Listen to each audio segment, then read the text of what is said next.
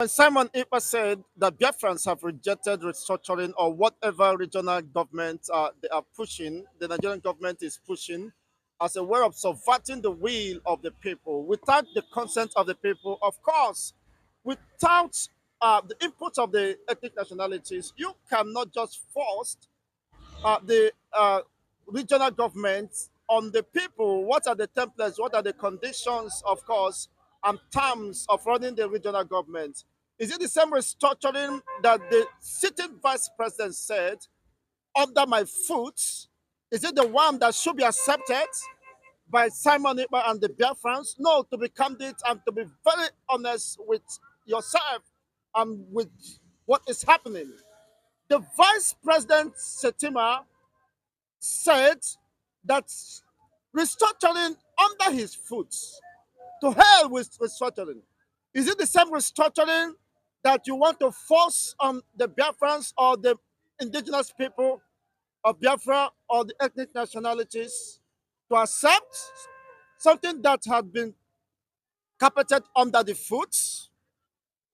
No, any person opposing Simon Ekpa for rejecting whatever restructuring that may have been planned, of course, by the Nigerian government is mischievous and, of course, trying to make uh, empty noise because the restructuring already have been rejected, even from the office of the presidency. If the vice president can say restructuring under my foot, so why are you canvassing? Why are you trying to force the same restructuring or whatever under whatever disguise? You said restructuring my foot. Is it something under your foot that you should force people to accept? And nobody, even the president, have not reacted to that statement from the vice president Shetima, which means it is in line, it is a planned work, and they are working in synergy to continue to hold the ethnic nationalities within this consortium to ransom. And people who have understood the handwriting of the world, we are smart enough to reject it.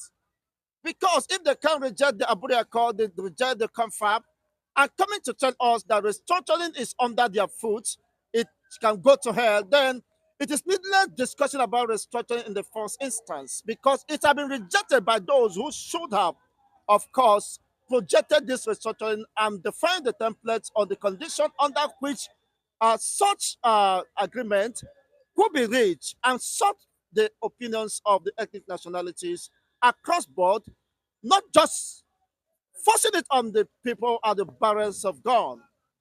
That is not acceptable. And that is why Simon Ekpa said that Nigeria will burn down if any attempt to coerce the people, to force the people into accepting what has been rejected, discarded, what has been trampled upon, what has been carpeted under the feet by the same government. That amounts to double standard. And of course, I wouldn't blame anyone rejecting it because it is a dead end. And of course, that will be frustrated even at the Senate plenary once it does not protect their interests or it does not serve their interests, especially the northern oligarchies. So Simon Ekpa saying that any attempt, of course, uh, to force the Nigerian state, to force the Biafran state or the Biafran Republic government will resist any attempt, of course, in that regard. That restructuring is unacceptable, that the amalgamation of the Nigeria Treaty 1914 has expired, they should return back to the foundation, to the source of the problem, and address this issue once and for all. Let each ethnic nationalities come to decide where they belong. It is their rights, the inalienable rights for that matter. After the expiration of the amalgamation in 2013, it behoves on the Nigerian government, if they are reasonable enough, to call, of course, sovereign conference, which Jonathan did, and it was discarded. Though Jonathan own was restructuring, he never gave the ethnic nationalities the right, of course, to discuss the continued existence of Nigeria because of his selfish interest to return back to the oval seat or the seat of power as a rock.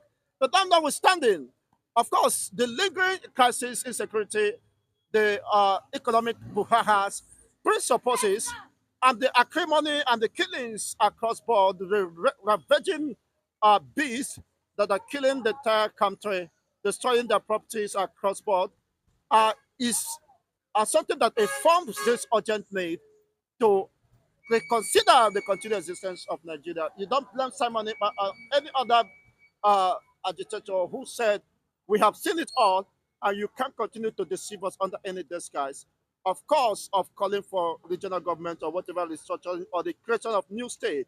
Why the existing states are impoverished, they are moribund, they are not viable, they can't even pay salaries, they're owing arrears of gratuities, pensions, and unfortunately, there is no any uh, meaningful progress recorded. So, what is the need of creation of state when even the existing ones are in the state of comatose? They are moribund. I mean, they are in the state of insolvency. So, the only thing and the lasting solution, as preferred by the leader of the indigenous people of Biafra, Mazen Nnamdi Kano, is Biafra and nothing else. So people should be allowed to make their expressions, to air their opinions, just as Shetima did by saying, regardless of the opinions of other ethnic nationalities, the Feniferes, the Oduduwa, of course, the Middle Belt forums, and the Honesians have been calling for restructuring, but unfortunately, it was a slap on their face by telling them that restructuring under my foot. That if restructuring is under your foot, you are right, and you're really right, of course. And you should also learn to accept people's own opinion and position regarding this. Nigeria is not working for anyone except for the political elites and their cronies. So we cannot continue to wallow in this deep darkness and deception.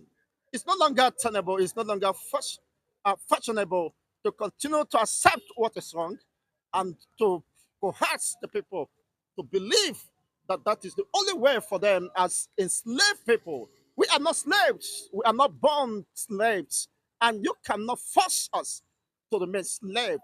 We can't accept that. It's a fundamental right, and there's nothing you can do about that. If you're certain to go to hell, then that is very good. We're on the same page, but with different perspective.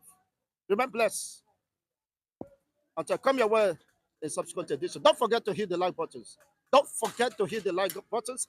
And of course, subscribe to this channel and share this video. Let it go viral. Let people get to know. So when Simon Ekpa is sounding the way he's sounding, of course, something must have informed his position.